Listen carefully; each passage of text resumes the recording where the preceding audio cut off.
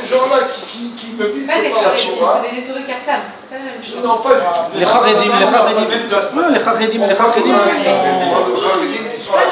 Alors, bon, je vais vous répondre à ça, c'est une très bonne question, justement. J'étais avec mon épouse il y a quelque temps à une diffusion d'un cours, une conférence, c'était sur les jeunes qui rentraient justement dans les yeshivot pour étudier la Torah. C'est un milieu Haredi, justement, qu'on appelle entre guillemets ultra-orthodoxe. Attends, et justement, quel discours il y avait? Il y avait un discours dans ce milieu-là, justement, qui était uniquement la Torah, finalement, et même de dire que les seuls sauveurs du peuple d'Israël, c'est ceux qui étudient la Torah, et celui qui rentre à Gaza, bon, c'est secondaire. Là, on a bondi. Il a dit pire. On a bondi. Il a dit celui qui ne veut pas veiller sur son prochain en Israël, à ce moment-là, celui-là, il va faire l'armée. Sous-entendu que celui qui rentre à la yeshiva, c'est lui le véritable sauveur. Alors, moi, ce qu'on a... Alors, attendez, juste... Deux secondes, je vais justement expliquer... Justement, je vais expliquer par rapport à ça. Ces mouvements-là, s'il vous plaît, ces mouvements-là, justement, c'est justement une clipa qui est à l'intérieur de notre peuple. S'il vous plaît, sinon j'arrive pas à...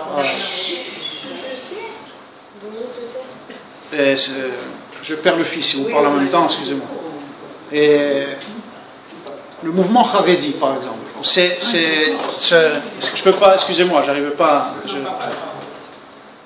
Ce mouvement-là, par exemple, Haredi, comme le monsieur a suggéré, je vais essayer d'y répondre. Je vais répondre à ça. C'est une vision justement religieuse du judaïsme qui consisterait à dire qu'il y a uniquement le fait d'étudier la Torah, que cette chose-là suffit, et pas le reste. C'est-à-dire pas ce qui concerne tout ce que la réalité fondamentale de la nation d'Israël sur le plan économique, politique, militaire, etc. C'est une grande erreur, bien évidemment. Yehuda, la Malchoute, comme elle incarne justement David, va représenter un personnage, et Mashiach aussi, qui sera spirituel et matériel. Il y aura les deux ensemble. Ce ne sera pas quelqu'un seulement qui sera un grand de Torah. On en a eu des grands de Torah, et ils n'ont pas été Mashiach, justement. Parce que Mashiach va passer par une réalité, quelqu'un d'en bas du peuple, concrète, par des réalités économiques, politiques, sociales, militaires, et ça sera bien sûr un grand Torah, mais il sera impliqué dans ce monde. Comme David Ameller, qui est le modèle fondamental, on dit que c'est la préconfiguration au Mashiach, justement. Donc c'est un enseignement qui est très important.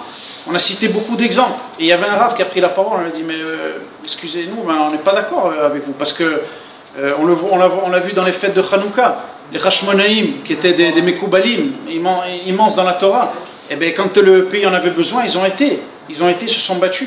Ils ont pris leur épée, ils ne sont pas restés à la yeshiva, ils ont dit nous on prie et allez vous battre. Non, c'est pas possible d'avoir un discours pareil. Donc tous nos personnages, on voit depuis Abraham. Abraham, il est allé combattre les rois de Sodome.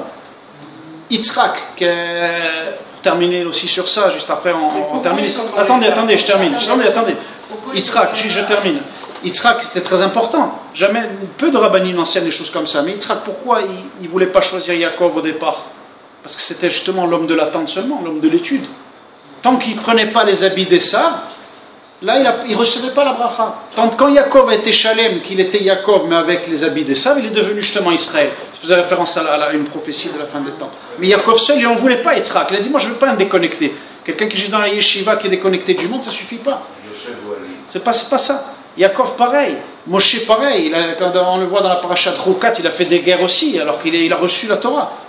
David Ameller, qui était le modèle, bien sûr, la préconfiguration Mashiach, Shlomo, Yoshua, quand il est rentré en Eretz Israël, c'est fait par des conquêtes de Yéricho, ça, donc tous. Donc c'est pour ça, bien évidemment, que les courants qui sont à l'intérieur de notre peuple, qui vont avoir un discours qui va séparer finalement l'âme et le corps, ils sont dans l'erreur complètement. Et c'est justement par des enseignements profonds que vont dévoiler nos rabbinim aujourd'hui, nos maîtres dans la Torah, qu'eux aussi, ils prendront conscience véritablement de la réalité et de la dimension de notre peuple qui n'est pas uniquement spirituelle mais qui est aussi matérielle. Et c'est ça tout finalement le tikkun de la réparation entre Yosef et Yehuda. Le prophète nous a annoncé qu'à la fin des temps, les deux bâtons seront inscrits sur deux bâtons qui vont pouvoir se réunir, Yosef et Yehuda. Je ne sais plus si c'est Yereskel ou Zacharia qui le dit dans sa prophétie, mais c'est à la fin des temps, ces deux dimensions vont pouvoir s'unir. L'un ne suffit pas, il faut l'âme et le corps. Bezrat Hashem, qu'Hachem nous aide à être shalem, à avoir un degré de malchout tous, qu'ensemble nous pouvons, tous à notre humble niveau, nous pouvons précipiter la Géoula avec notre nation reconstruite, souveraine, Jérusalem notre capitale avec le temple reconstruit. Bimera bienvenue, amen, merci à toutes et à tous et à très très bientôt. Vous avez des questions à votre taille, Rabbin peut répondre. Il y a des questions. Est-ce que votre message il serait perçu dans une assemblée de rabbiniques comme ça? Est-ce qu'il serait vraiment perçu, ce message que vous tenez? Moi, s'il faut aller en parler avec eux, je sais que peut-être ça va pas prendre, peut-être pas du premier coup, mais c'est toujours pas, il faut commencer. Il faut commencer à le faire, il faut commencer justement à nous mettre en scène que rien ne tient devant la vérité. Donc vous attachez à Nous sommes tous des mécréants.